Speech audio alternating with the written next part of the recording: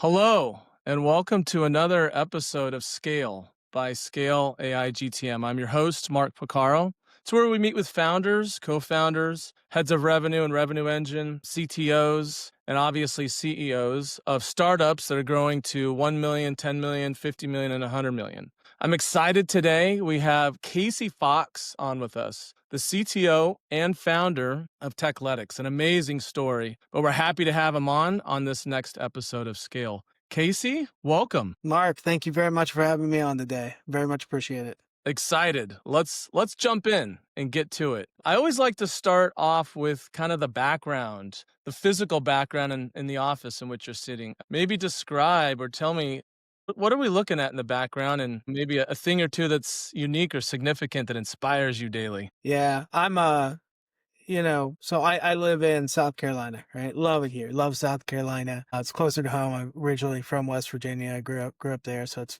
a drive to home and everything. But I spent about a decade, little longer than a decade out in Phoenix, right? And depending on where people are from, if you've been out around the West Coast, there's a thing called Fry's Electronics, right? I don't know if you've ever heard of Fry's Electronics or seen it, but I'd never seen anything like that growing up. I had like Circuit City or Radio Shack or something like that. And then all of a sudden you walk into this massive electronics store where it's every kind of circuit and component and wire, everything that you'd ever want. It's just row after row after row. And so I lived out there, and I mean, that was like my lunch breaks, right? Like I'd head from the office over to over to Fry's Electronics, and I'd be looking for different chips or RAM or whatever else for whatever I was building at the time. And then I moved here, and all of a sudden I'm wanting to build something. Like you can see back here, I've got a little Raspberry Pi with some a little speaker hat and stuff set up, right?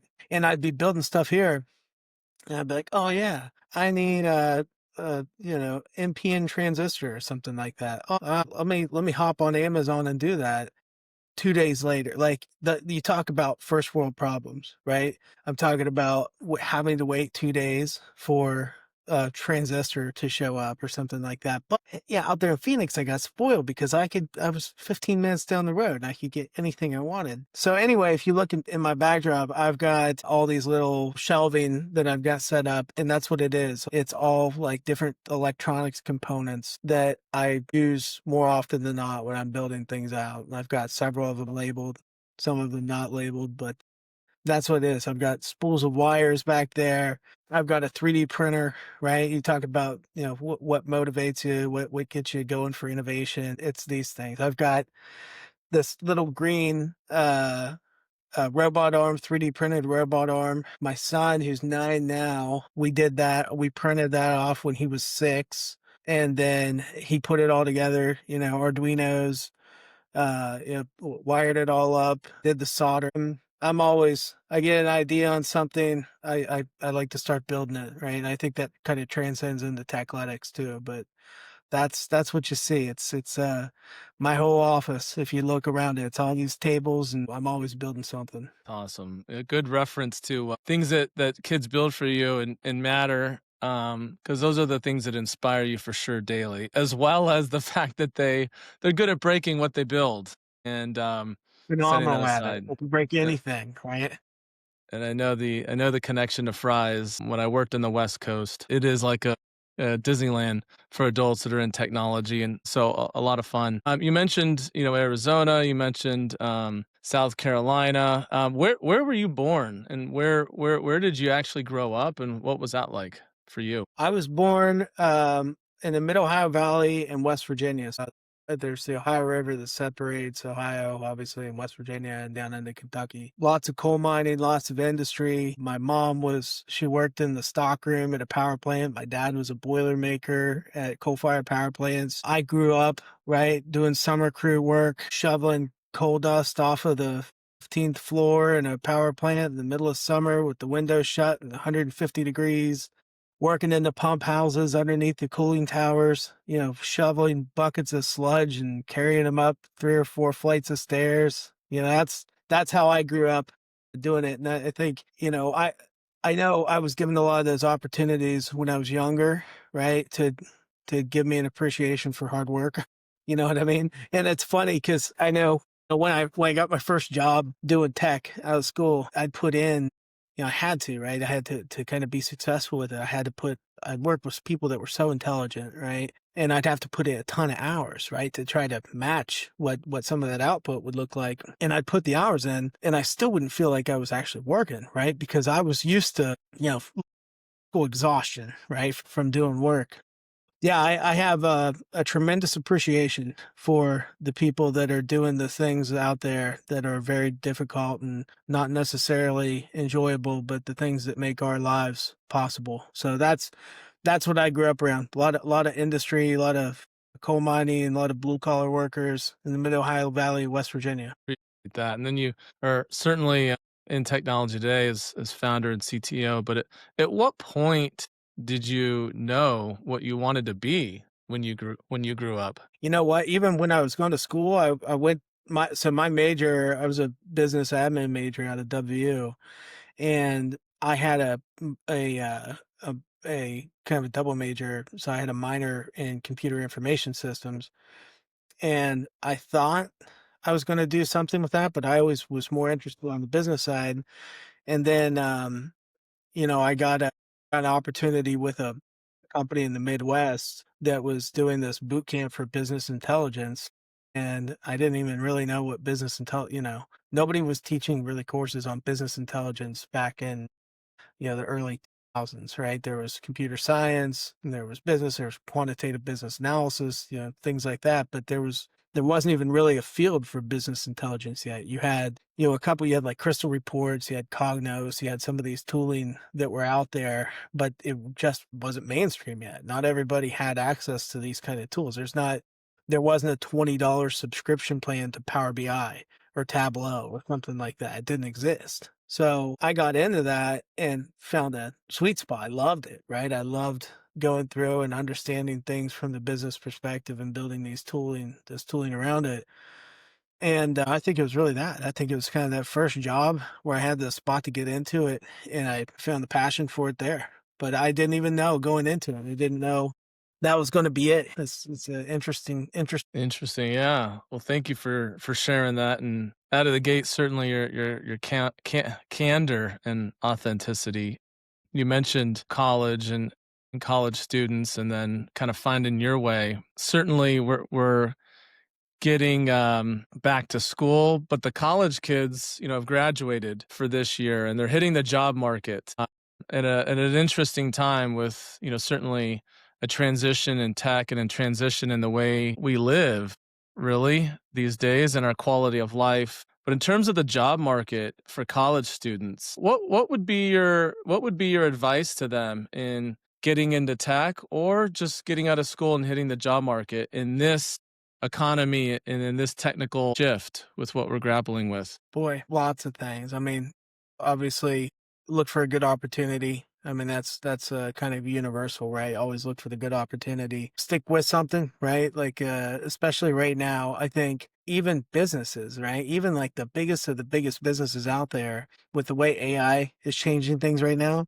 they don't even know what they're doing, right? Like the vast majority of businesses, like you always see articles and posts and videos and everything out is people trying to figure out how to implement AI. Well, there's going to be a lot of uncertainty with that. There's going to be a lot of growing pains with that. So, hey, you guys stick with it. But and this is from a personal experience with it. I've always been of the belief of, hey, if you want to I always say it this way, right? You've got from the time you start a career, right, until the time you retire, if you put in the minimum amount of effort, right, you're talking about a third of your life that you're going to put of your 8 hour punch the clock, right? The third of your life to do it. If that's what everybody else is going to do, right, is that's the minimum amount of effort, you can't be successful, right? Putting in that minimum amount of effort. You gotta put in more to get more out of it. It doesn't necessarily have to be what you're doing, right? Hey, I'm not telling you to go work 12-hour days or 15-hour days, but when you get done working, figure out a way to love what you do, right? And that's the other thing with it too is figure out, and you may not know right out of the gate, right? But, you got to figure out what you're passionate about if you're going to be able to put the level of effort that you want to be successful into something. You got to figure out what you're passionate about and make sure that, it's something that you're willing to put in more than the minimum amount of effort to be successful. I think that's a super valuable part of it, right? Figure out what it is where, you get done with your day job, and instead of, sitting down and watching Love Island or something like that, right? You can go start cranking away at building out whatever it is that you're interested in that's going to make you better and more marketable and more. I think that's it. I don't know. I don't know if that's the most popular opinion on it. I know you look at like influencers and some of the narrative that's out there today, it's that there's easier ways to do things, and that's probably always been the case, but it's not in my experience, right? In my experience, if you want more, you have to put in the work, right? You gotta pay for it. Somebody's got to pay for it, though. Thank you for sharing your point of view, and it's certainly very relevant given the time of the year that we're in, and timely given the shift with AI and technology in the space. The topic for today is what's really behind Project Chaos in IT services. And before we get into that, you're the CTO and founder at Tekletics. Tell us about Tekletics. How do you all make life better for people and on Earth over Yeah. at Tekletics? Yeah. So I don't know if I've shared this before, but first of all, not everybody gets the pronunciation right for Techletics, right? So there's, you look at it, there's a couple vowels and, the different placements and everything. But so okay, real quick, like the origin of Techletics, right? So my partner played football for Arizona State. It's a guy named Dan Jones played back in the late '70s, early '80s for Arizona State. And this coach that he had then was a guy named Frank Cush. And if you look at the stadium out there, ASU Stadium, it's Frank Cush Field, right? So essentially, Frank he knew Dan got into technology after he was playing football, and say, hey, well, hey, when are you going to figure out some way? When are you going to put something together to give our players careers in IT if they don't make it pro, right? They have to have something to do. So Dan called me up. I was in Denver at the time, and he called me up and said, "Hey, I'm down here at Carson Golf Course having lunch with Frank Cush. Frank says we need to figure out some way to turn football players into coders. So I need you to come down to Phoenix and help figure this thing out, right?" So I did, right? I packed it up and went down to Phoenix, and we started putting these programs together, and that's how we got the name Techletics, right? As a partnership between ASU's athletic department, build people into coders, right? Technology fields. So, that's how it started. It wasn't just football, it was soccer and wrestling and volleyball and anything else you can think of. But it didn't take a lot of time before we transitioned that into, hey, not just athletes, right? It's really anybody that has a non-traditional tech background but has a propensity to be successful in a tech career. Those are the ones that I want, right? I want the people that have the intangibles that are going to make them successful in this kind of a career. They just need a foot in the door. They need an opportunity to prove themselves that they can do it. And I think that's really the mission that we're trying to do, is we're trying to find places to get these, unconventional resources into tech fields. And now, I mean, we've done it with truck drivers and teachers and welders and musicians and every kind of customer service agent that you can think of. But yeah, that's our goal. That's where we're trying to find those opportunities, because there's a lot of opportunity, especially right now, right in the tech space, if you can just find the people with the intangibles to be successful in it. And that was honestly, that was one of the really interesting things early on with the athletes, right? Where I'll say I was skeptical of whether we're going to be able to make it work right out of the gate. I was like, I don't know, somebody that has spent their entire life, like you think about kids today, like the whole argument is that I don't know how your kids are, right? But my kids, like, I have to like literally peel them off of the screens, right? Whenever they're on them.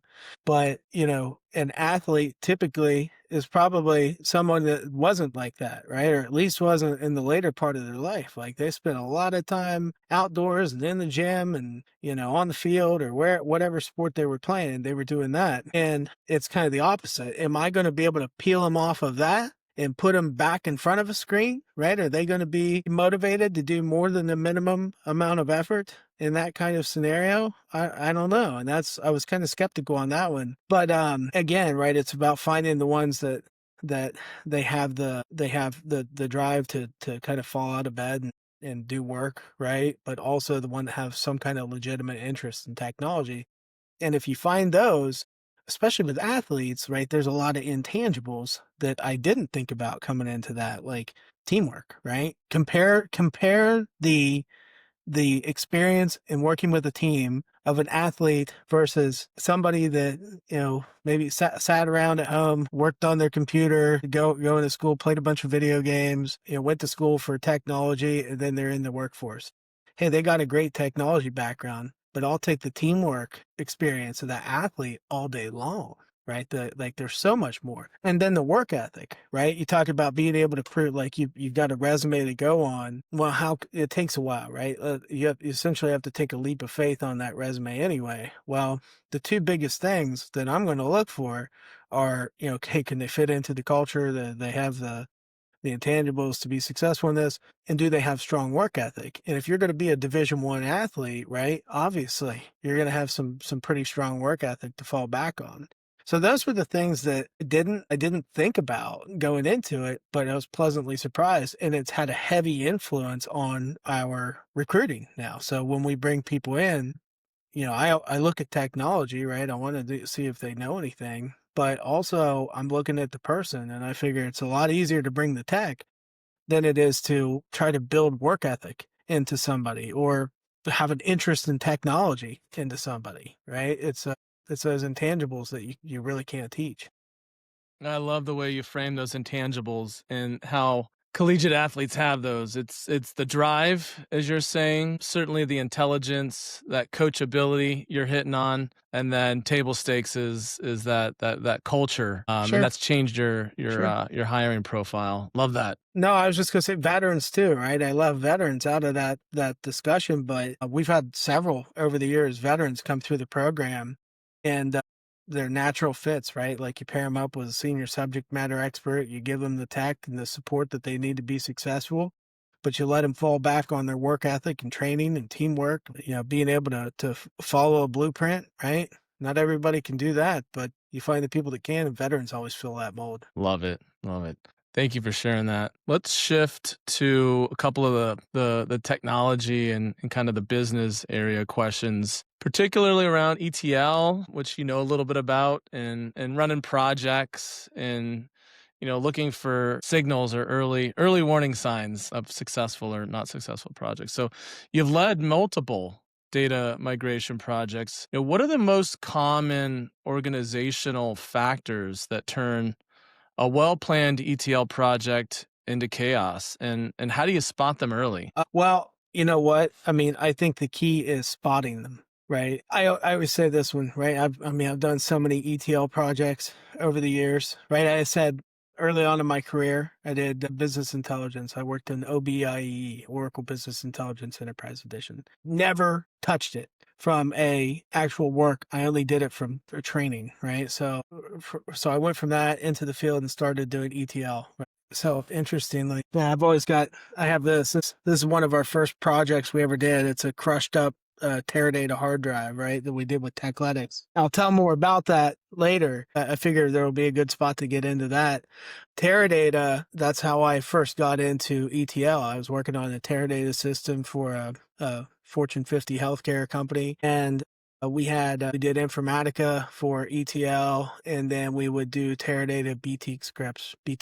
People call them different things, right? But you've got different fast loads and T-pump and multi-loads, and the scripts that Teradata allows to work with. Um, I did that, and then I've done SSIS and MuleSoft and Airflow and Python and literally just about anything you can think of from an ETL side. And the thing that I always say, the reason I frame it up like that is I've done 20 years, right? I've done so many ETL projects. that chaos is going to happen. It's going to happen, right? Doesn't matter. There's a reason Agile is so widespread now. What depending on, some people love it, some people hate it, some people have a version of it, some people go hardcore into it. But there's a reason that it's so valuable is it has certain components of it that are extremely valuable. And one of those are sprints, right? Whether you work from sprints or not, I think one thing that everybody is kind of attached to is the feedback loop to that, right? About providing feedback. And that's kind of the thing. Yeah, have you ever heard of an OODA loop? OODA loop for security. Yeah. Yep. So like ODA, right? Observe, orient, decide, and act, right? The Yeah. whole point of it. Well, so gosh, I can't remember the guy's name. The guy that came up with the concept of the OODA loop, the fighter pilot during the Korean War. I can't think of his name off the top of my head, but he built it because he saw dogfighting as a system. And I promise I'm going to get back to ETL on this, right? But he saw dogfighting as a system, and he said entropy, right, is an important part of it, right? Randomness, right? At being able to introduce new data into the system so that the system doesn't fail, right? So that's part of that OODA loop, is being able to allow for new data to enter the system and be able to interact with it. Agile, right? Scrum essentially is built off of that concept of an OODA loop.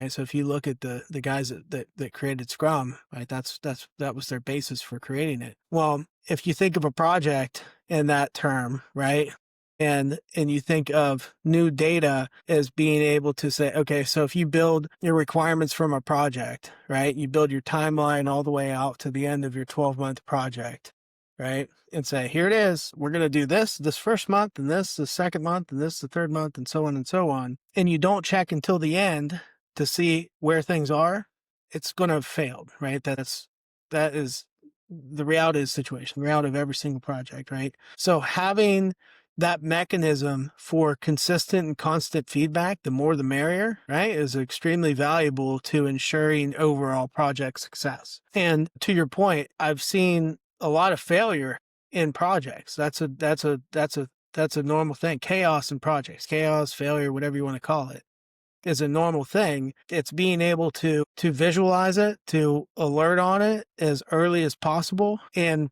react, right? Orient, right? To reorient yourself and be able to take that and turn it into something to keep it moving forward and be ready for the next curveball that comes across. So that's, to me, that you want that. You want that chaos in the project because it means people are looking at it, they're deciding on how they want to interact with it or what should be different. And I think that creates a better product at the end, in my opinion. Love that. And you took us through drug us through the glass a little bit of life and projects. There's certainly always ups and downs, and you're capitalizing and turning those moments into positive moments for the project. Yeah. Let's talk about scope creep and keeping that on track, right? Maybe you get delayed a little bit, but how do you then manage or kind of control or prevent scope creep while keeping the project generally on time, but Yeah. keeping the scope and deliverables intact without scope creep? Yeah. Well, I think what's important in that is you've got your stakeholders, right? And your stakeholders are going to make the determination of this is another one where I can say if you go hardcore on Scrum, where it can be too constrained in certain areas, right? Because ultimately the goal is to prevent scope creep, to make sure that you're focused on the North Star and you get everything through, on time the way you want it to. Well, you know what? Like life is dirty. Projects are dirty, right? Especially when you're building something brand new and it doesn't exist, right? Maybe you get 6 months into it and somebody said, gosh, yeah, that was the North Star, right? But we didn't even think about how you do this, or look at like this brand new thing just came out. Like, why would I waste any more time of taking it this direction when I could do that? So I think you got to be able to pivot. And I think it's about having a good stakeholder that is willing to provide that direction on a project to say whether scope creep is warranted or not, right? I don't think you necessarily want to eliminate scope creep altogether. You just want to make sure that that scope creep's justified and it's on par with what the understanding expectation is with whoever the stakeholders are of the project. I think that's the more important piece of dealing with scope creep. Just making sure that it's not at the direction of the developers. You know what I mean? That's what you Yeah. don't want.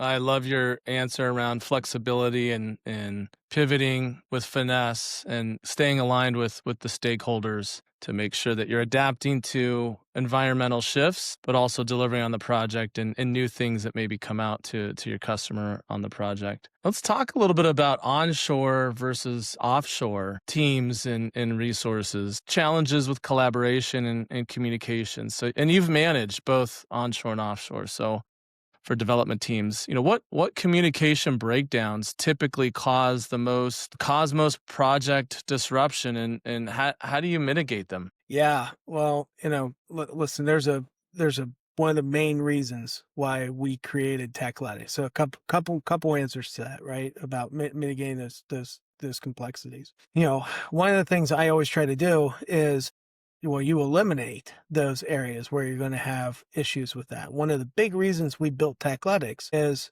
I said I worked for a Fortune 50 healthcare company. Well, at one point I was an advisor for that company on the ETL side, right? And all I did was I was basically subject matter expert. So they outsourced everything, right? And I was a subject matter expert internally for I'd have anytime I'd have 5 to 15 projects, and each one of those projects might have 5 to 10 developers going on them. I was basically the one to make sure that the requirements are the way that they're supposed to be, that the architecture falls in line with what the enterprise architecture is supposed to be. We've got gating approval on everything. Testing's completed the way it's supposed to be. We have a good implementation plan. We can get everything there that we need to.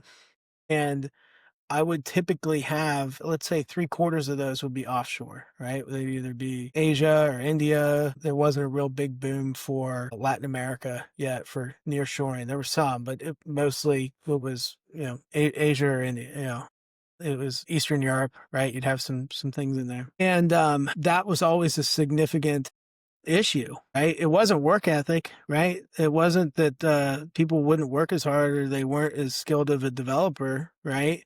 I always said I worked with some of the best developers that I ever, in my career that would be in Chennai, India, for example, right? And I can remember a project where we got on a call one morning and there was a earthquake off the shore of India, and they had tsunami warnings. And so I was like, I get on the call and I'm like, hey, so and so is not here at the call. And they said, well, probably not. Like they probably got evacuated, right? And I didn't even hear the news about that. Well, 2 minutes later, they jump on the call. And I'm like, hey, what are you doing? They're like, I said, your building's on the coast, right? And they're like, yeah, but we're on like the 15th floor and it's a tsunami proof building. Like, we're okay. I don't know. I don't know that a lot of places in America that people would have that same commitment. I'll just flat out say it, right? I don't know if people would. I think one of the differences with Techletics is I'm looking for the people that do have it. I don't want them to put themselves in danger, right? But I want them to be able to think realistically and, okay, yeah, hey, literally this building's tsunami proof, right? Like the first two floors blow out, we're good, right? There's everything else is good here. But communication, right? That's one area, right? It wasn't work ethic or anything there. It was the 12-hour difference in having a direct conversation. Somebody has to stay up until midnight, either I do or they do, right? To have that conversation. And then I got to pass the baton to somebody else in the middle of the day to get that feedback over. And inevitably, you're going to have something break down from that, right? You're going to have some kind of issue that comes around from that. So one of the biggest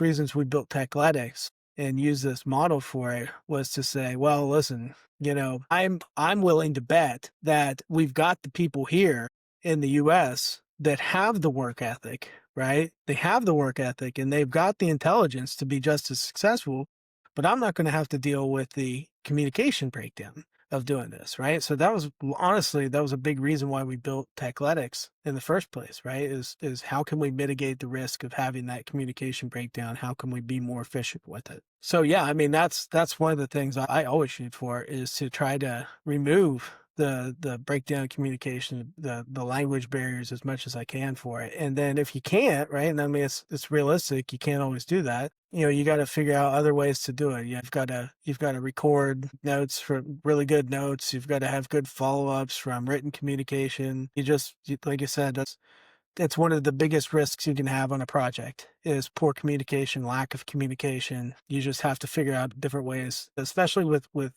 AI these days, and being able to transcribe a call in real time, being able to build the cliff notes off of that call so everybody can review it. You just have to leverage all these tools available to do so. Wow, there's a lot in that, and thanks for sharing your experiences and certainly connecting it back to Techletics' mission and vision. Let's talk AI. What is your point of view? What is your thought and feeling around AI, mainly in the context of the next 4 months, 6 months, 8 months max, because it's changing so quickly? How do you think about it, and how is it impacting what you do, and what's your point of view? It changes every week, you know?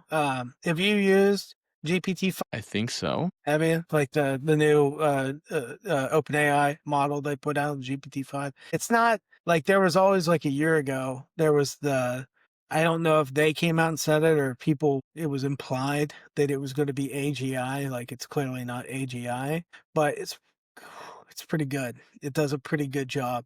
And I always do. I've got this system I use to kind of proof out if there's a marginal gain in a new AI model that comes out there, and I do the Doom test. So did you ever play Doom? Did you ever remember Doom as when you were a kid? Yep. Yep. Well, if you did, if you played Doom or you remember Doom from when you were a kid, it was a little first person shooter that they had, and you control it with your keyboard and everything like that. I saw at some point people were doing this with like hardware, right? So they'd get on like a Commodore 64 and they'd install Doom and they'd play it there. People have got it where it runs in like the diagnostics of a Google Chrome browser. I always thought that was really interesting. At some point, like I feel like it was like GPT 3.5 when it came out, or maybe the one before that, I started doing the Doom test where I would just give it kind of a single prompt and I'd say, hey, remember the game Doom, right? From the 90s or whatever it was. Build that with Python. I want Doom running locally on my computer, right? And you would feed it this instruction. I mean, most of the time it didn't even run. Like it wouldn't even function. And then as they started getting better and better, hey, it would function, but it's still not Doom. It's still not very good. GPT-5, so a week or so ago, maybe 2 weeks ago, whenever that came out, it's the first thing I did, right? I take my prompt, I put it in, 30 seconds later, it spits me out the code for Doom, and I plug it in, not knowing what I'm going to get. And it was pretty good. Like it was pretty good. Like, you could do some follow-up prompts to give better shapes to everything, but it was a playable game. It was pretty impressive. And so my point is next 4 months, it's hard to tell. Who knows what we're going to run into in 4 months. All I know is that we're far enough along with it right now where, and we do enough projects in the AI space right now where I can legitimately see it make a difference for customers, right? These projects that we're putting in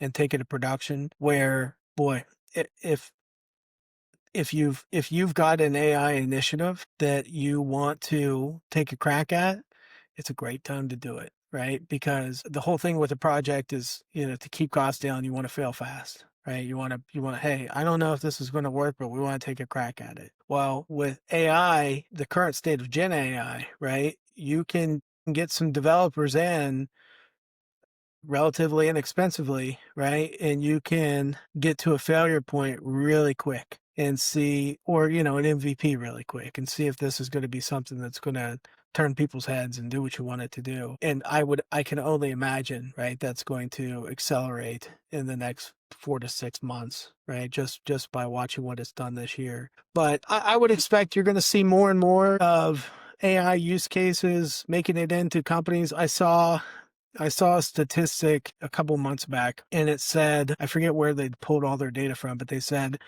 13% of AI use cases make it to production, right? And not in my experience. Literally, we're batting 1,000, right, for the AI projects that we've taken on, and we've we're started building these things out for customers. We've taken every single one of them to production. But my expectation is as time goes on, right, people are going to get, the kind of their sea legs under them, and they're going to start having more and more success getting these things built in.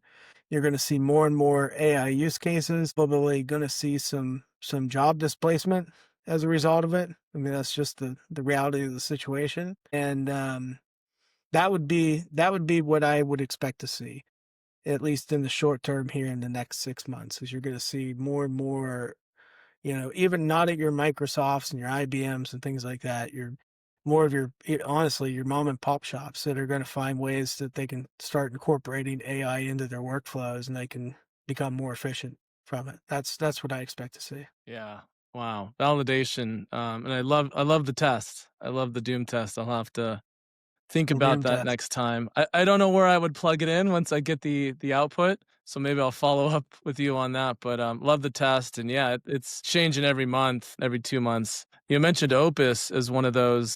We do use that here. I haven't used it personally, but we've got a collective of kind of 85 different tools that we use for customers as well, and that's one of them. But all the providers, the Anthropics, the OpenAI, man, they're innovating at just a rapid pace. It's unreal. It's browser agents, right?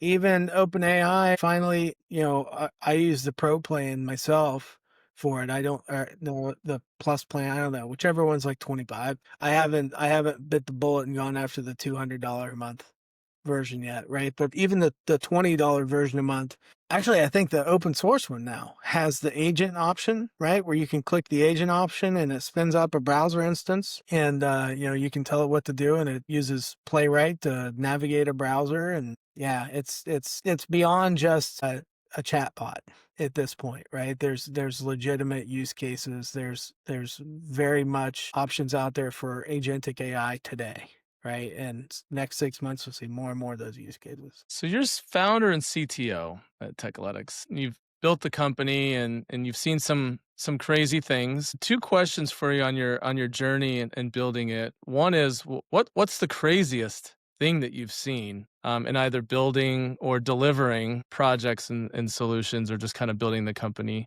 And then what do most people get wrong? What do most CEOs, CTOs, or founders kind of get wrong about the job? So the craziest thing that you've seen, and what do most founders get wrong in your Craziest thing I've seen. Um, well, I can tell you a wild project. I told you about this one, right? So I've got these crushed up hard drives off of a Teradata cluster, right? So at the time, I would have said, a lot of people told me at the time, a lot of time people did tell me I was crazy, right? But the very first large scale project we ever took on was, we had a customer that had a $4.5 million Teradata cluster, right? And their goal was, can we replace that with a open source on-prem Hadoop cluster? Right. So in the closet right behind me, I've got about 1,000 pounds of hardware for I've got the big 2U HP servers, right? And I had to build a prototype cluster so I could test it out. And I went on Craigslist. I went on Craigslist out in Phoenix, and there was a guy that did data center destruction. Where they Dell's out there and they've got all their machines, and every 2 years they swap them out for new machines and everything else, right? So what this guy would do is, he would come out and pull these old machines off, and then he would take the hard drives and grind them up, right? And he was certified to do that and everything. Well, that's where this came from, right? But when we took this project on, like I said, I went to him and he had these like $50 HP 2U servers, 188 pound, 90 pound servers, right?